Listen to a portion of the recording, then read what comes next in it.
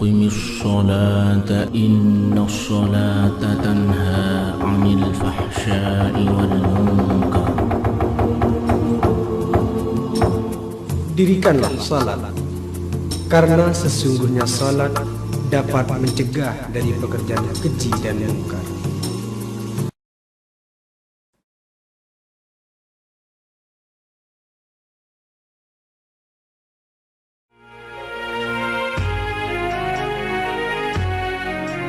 Ada dua kategori hadas, yaitu hadas kecil dan hadas besar. Hadas kecil ini bisa dihilangkan dengan cara berwudu. Untuk tata cara wudu yang baik, berikut kami tampilkan 3 macam wudu yang lazim dilakukan oleh khalayak umum. Pertama, praktek wudu di air pet. Kedua, praktek wudu di sungai. Dan yang ketiga adalah praktek wudu menggunakan air yang kurang dari 2 kula atau kurang dari 174,580 liter, seperti air 1 timba atau air yang tersedia di giding-giding terminal yang ukuran bak airnya terlalu kecil. Pertama-tama adalah siwak atau gosok gigi. Kedua, membasuh kedua telapak tangan disertai membaca ta'awud dan basmalah dengan niat melakukan sunat wudhu dalam hati. Bismillahirrahmanirrahim. Ketiga, berkumur dan menghirup air ke dalam hidung lalu menyemprotkannya. Ini dilakukan sebanyak 3 kali. Keempat, membasuh wajah sampai rata, dimulai dari bagian atas. Pada saat itu pula lakukan niat wudhu dalam hati. Sebelumnya disunatkan mengucapkan niat wudhu dengan lisan. Nawaitul wudu'a li raf'il hadasil asghari fardun lillahi ta'ala. Setelah basuhan merata, ulangi basuhan 2 kali lagi.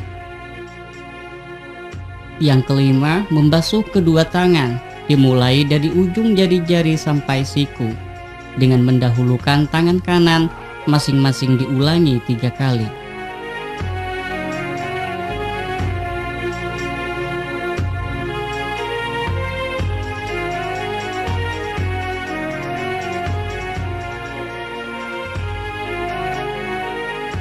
Keenam, mengusap sebagian kepala, paling sedikitnya sehelai rambut, sebanyak 3 kali. Namun yang baik dengan cara mempertemukan jari telunjuk dan ibu jari berada pada pelipis, lalu mengusapkan jari-jari tangan dari bagian depan sampai belakang kepala dan dikembalikan lagi ke depan. Ketujuh, mengusap kedua telinga sebanyak 3 kali, yaitu dengan memutarkan ujung jari telunjuk pada lipatan telinga bagian dalam hingga lubang telinga, lalu memutar ibu jari pada luar daun telinga. Boleh kedua telinga diusap secara bersamaan, ulangi sebanyak 3 kali. Kemudian lakukan istidhar dengan cara menempelkan telapak tangan ke telinga. Kedelapan, membasuh kedua telapak kaki sampai bagian atas mata kaki, dimulai dari ujung jari-jari kaki kanan sebanyak 3 kali. Setelah membasuh, disunatkan menyelat-nyelati jari-jari kaki dengan jari kelingking tangan kiri, dimulai dari jari kelingking kaki kanan dan diakhiri kelingking kaki kiri.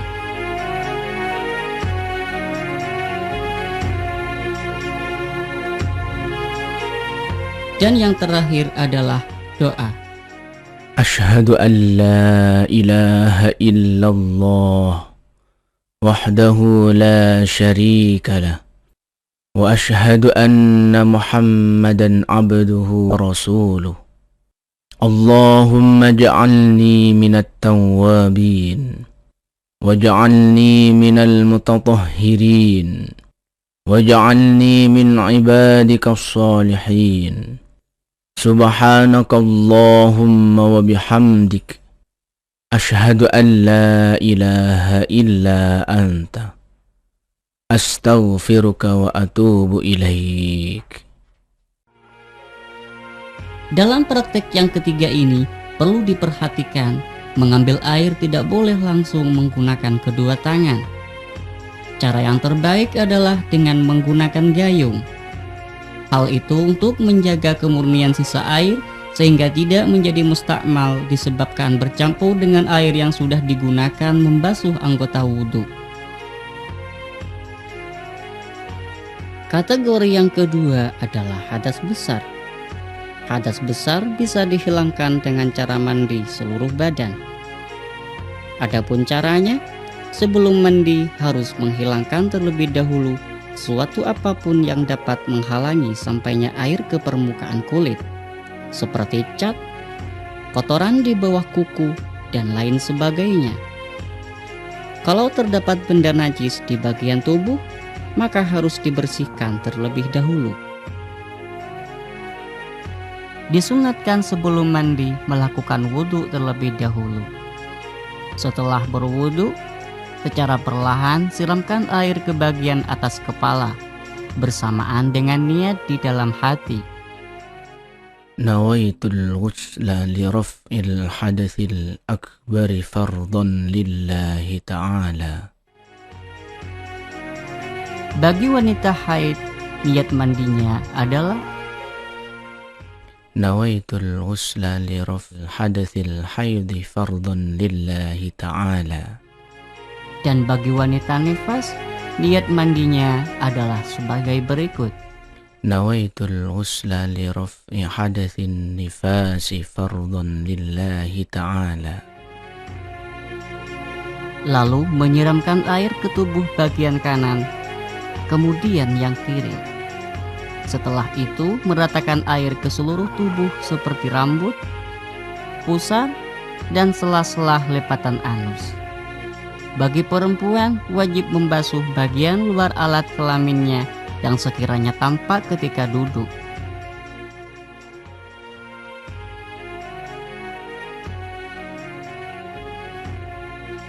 Setelah basuhan merata, ulangi basuhan 2 kali lagi.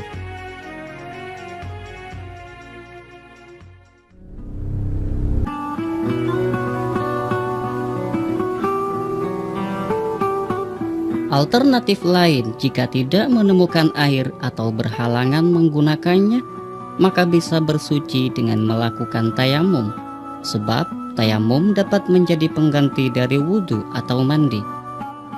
Adapun praktiknya, disunatkan mengucapkan niat dengan lisan. Nawaitu tayammum listibahati sholatil mafrudati lillahi ta'ala.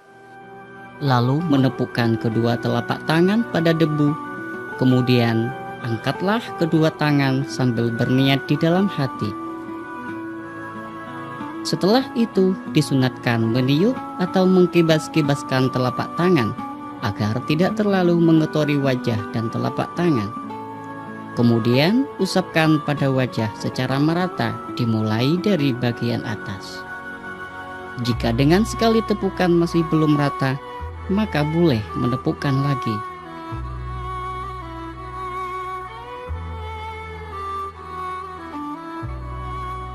Setelah mengusap wajah, kibaskan terlebih dahulu kedua telapak tangan agar bersih dari sisa-sisa debu yang telah digunakan mengusap wajah. Kemudian lakukan tepukan untuk kedua kalinya.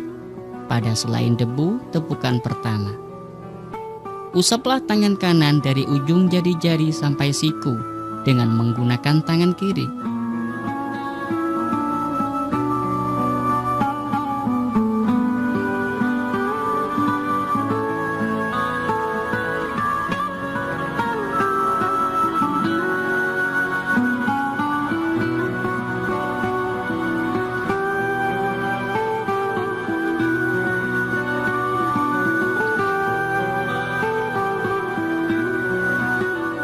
Sedangkan usapan tangan kiri menggunakan tangan kanan juga dari ujung-ujung jari sampai siku.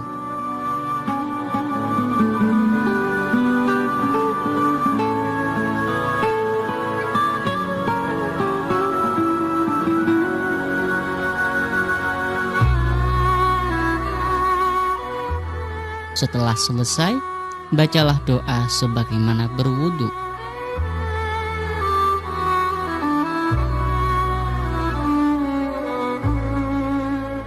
Jika terdapat perban pada bagian anggota wudhu yang terluka, maka tayamum bisa menjadi penyempurna dari wudhu. Jika perban terdapat di tangan misalnya, maka lakukan wudhu terlebih dahulu.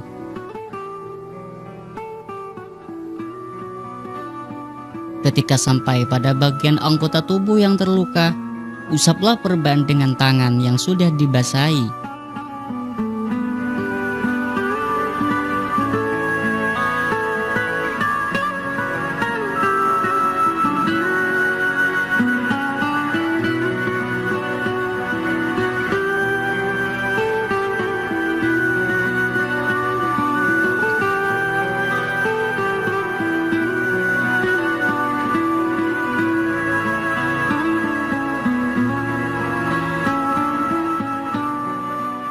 Lalu keringkan wajah dan kedua tangan dengan handuk.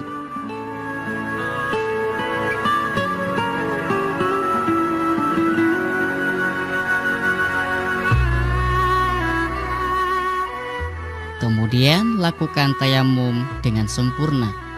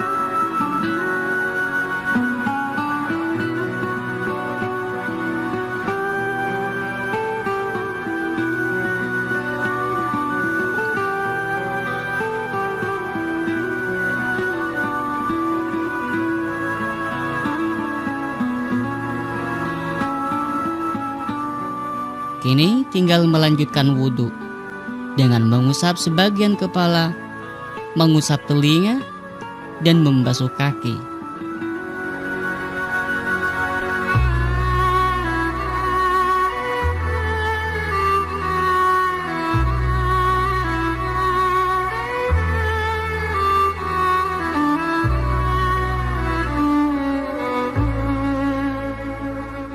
Jika yang diperban pada bagian kaki, setelah tiba waktu membasuh kaki atau setelah mengusap kedua telinga, lakukanlah tayamum. Setelah mengusap perban dengan air, ratakan air dengan membasuh kaki yang sehat. Begitu juga di sela-sela pinggir perban.